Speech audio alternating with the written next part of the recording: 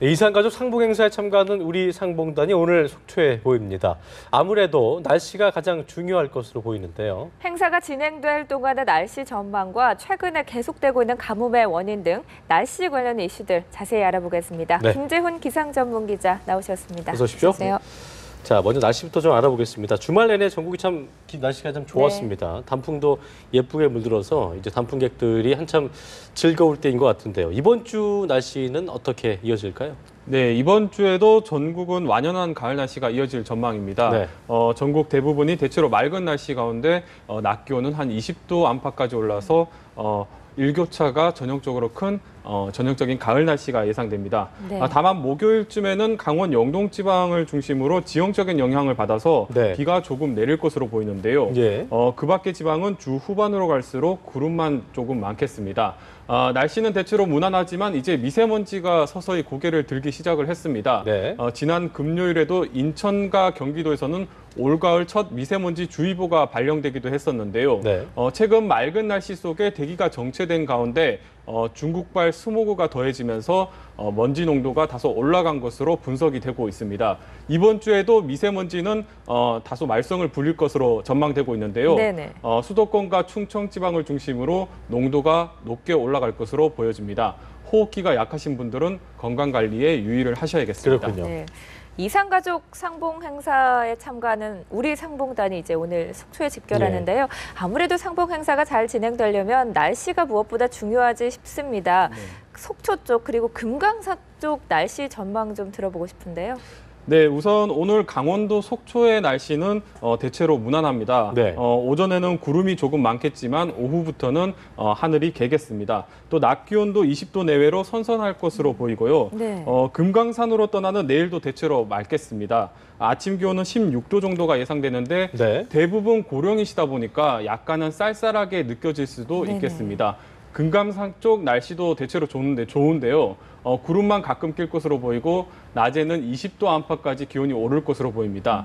다만 돌아오시는 목요일에는 금강산과 속초 등 강원 영동 지방에 비가 조금 내릴 것으로 보이는데요. 네. 기온도 20도 아래로 떨어질 것으로 보여서 감기 걸리지 않도록 두꺼운 옷을 준비하는 게 좋을 것 같습니다. 네. 2차 상봉을 위해 집결되는 금요일부터는 날씨가 다시 좋아지겠고요. 돌아오는 다음 주 월요일까지도 무난한 날씨가 예상이 되고 있습니다. 아무쪼록 좋은 날씨 속에 행사가 좀 맞아요. 잘 이루어졌으면 네. 좋겠다는 바람 가져보고요.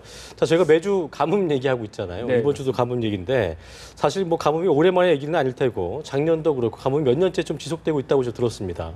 한반도 이 때문에 이제 한반도에 뭐 어떤 대가뭄이 시작된 게 아니냐 이런 우려 섞인 목소리도 나오고 있더라고요. 어떻게 좀 볼 수 있을까요? 네, 사실 극심한 가뭄은 작년부터 시작이 이미 됐습니다. 네네. 지난해 이른바 마른 장마 현상을 겪으면서 중부지방의 강수량이 예년의 절반에도 못 미쳤는데요.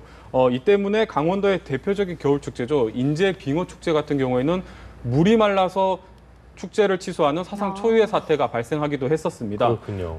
그런데 올해 가뭄 상황은 작년보다도 더 심각합니다. 예. 여름 강수량이 반토막이 난 데다가 태풍마저 비껴나가면서 가뭄이 아주 심각한 단계에 들어섰습니다. 네. 최근 한반도는 3년째 비가 적게 내리고 있는데요. 단기적으로는 엘니뇨가 원인인 것으로 분석되고 있지만 계속 가뭄이 반복되다 보니까 대가뭄 주기설까지 등장을 했습니다. 네네. 과거 문헌 기록에 의하면 한반도는 6년, 38년, 또 124년 주기로 가뭄이 찾아왔다고 기록이 되고 있는데요.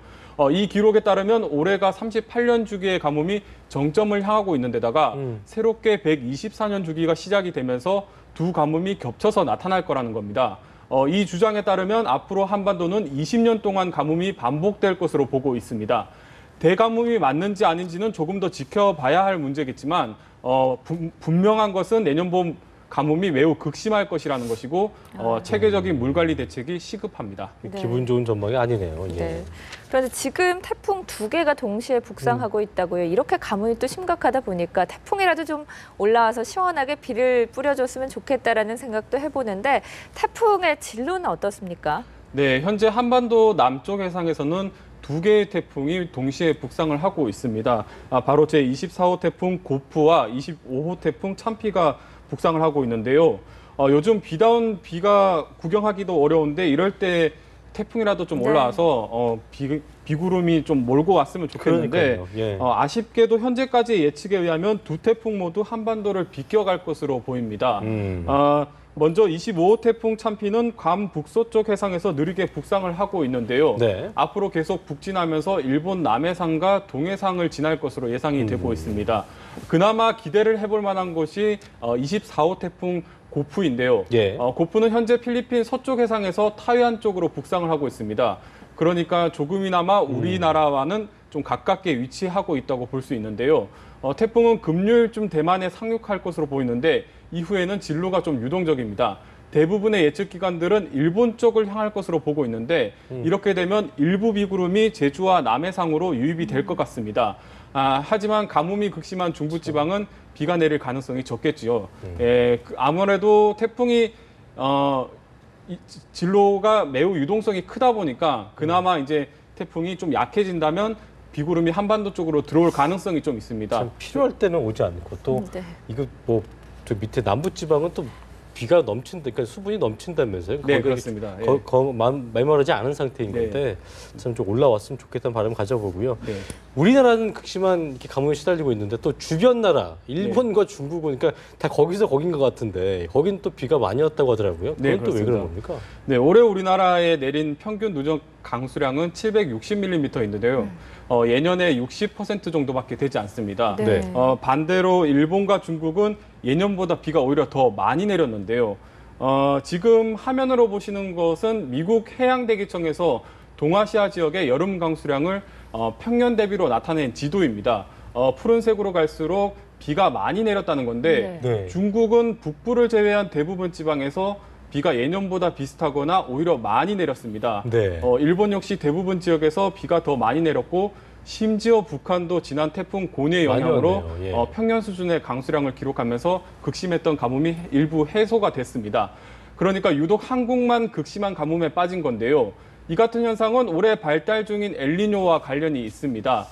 보통 한반도를 지나는 비구름은 북태평양 고기압의 가장자리에서 만들어지는데 네. 올해는 이 엘니뇨 탓에 북태평양 고기압의 힘이 평소보다 많이 약해졌고 따라서 비구름 통로가 한반도 남쪽에만 머물면서 비가 적게 내리고 있는 겁니다. 예. 그러니까 가뭄을 해갈시켜줄 큰 비가 모두 중국과 일본으로 향한다고 볼 수 있겠습니다.